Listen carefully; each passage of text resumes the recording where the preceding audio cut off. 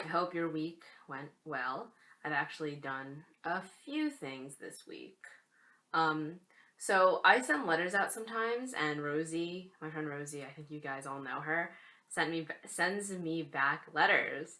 And I got a letter this week, and I opened it up to find the most wonderful surprise ever. And it is this, or two of them, I guess.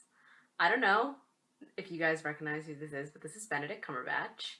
And during one of the movie awards, I forget which one it was. Honestly, Oscars? Maybe it was the Oscars. Insert one of those award things here. There was a band that was taking a group photo, and he decided to photobomb in the background, and he jumped up and he went like this. So, since Rosie and I are obsessed with Sherlock, she actually printed these out, cut them out, made them into bookmarks, and sent two of them to me. And I honestly died when I opened up that letter. That was a great surprise. But, if any of you like Benedict Cumberbatch, I might do this to you. Just letting you know. What else has happened? Oh, so on April 1st, when I walked outside of my school, we have a plaza, which I think I showed you guys, and the plaza is in between our library building and our vertical campus building, which is like our main building. And right in the center of it is this giant egg. I don't know how big it is. It's like this little, yeah, bigger than this. And it's sitting on a little statue, and it's painted like an Easter egg. And my friends and I are like, what is this? But apparently, we found out that it's part of the Fabergé egg hunt, and it's all around New York City. There's 270 eggs. We have 3 of them on our campus. And so far, I think I've seen about 10 or 11 of them.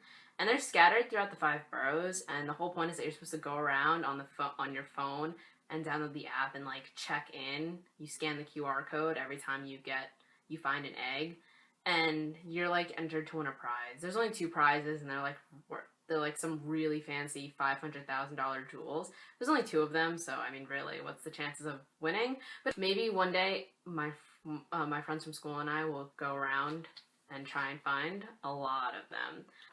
Last night, Friday night, that's Friday, I went to the Metropolitan Opera at Lincoln Center because my music seminar class, my honors class, that's how I usually call it, they gave us tickets to go see Madame Butterfly.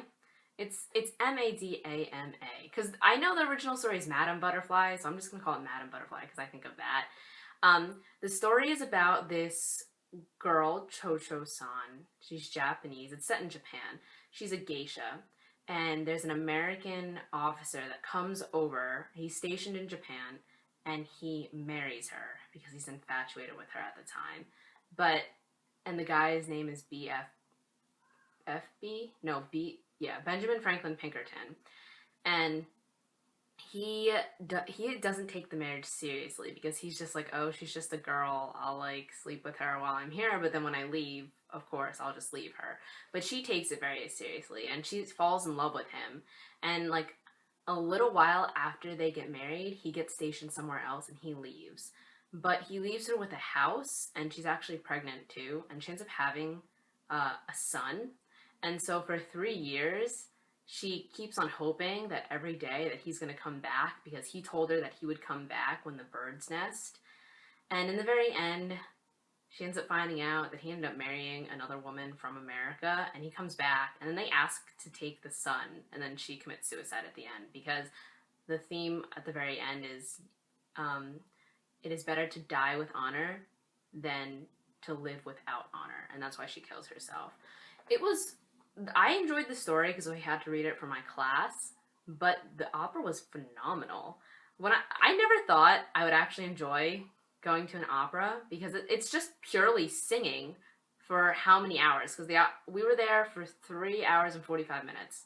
3 hours and 15 minutes, the opera. So it's really long, but it was wonderful. It's beautiful. Oh my gosh. People are so talented how they do that and project their voices. Because did you know, traditional operas, they do not use microphones to project their voice. It's all them. And how they do that, I'm not sure. But oh my gosh, go see an opera if you ever get the chance. I do recommend Madame Butterfly. It's really good. Also, the Metropolitan Opera or the Lincoln Center, I know that there's multiple theaters, but the theaters are gorgeous. Okay, you walk in and you're like, wow, it's so fancy in here. I felt underdressed because our professors told us to dress up, but I only wore, like, I guess, like a party dress, so to say. Not a party dress.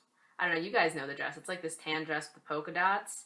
And, well, there were people there in, like, prom dresses and stuff, like the ball gown prom dresses. And how, I don't know.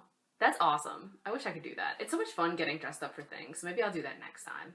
But just gonna show, at the very end of this video, I'm just gonna show you guys a few pictures that I took of this past week, like of the eggs and of the opera. So I hope you guys have a good week, and I'll see you next Friday or Saturday, depending on how I'm feeling.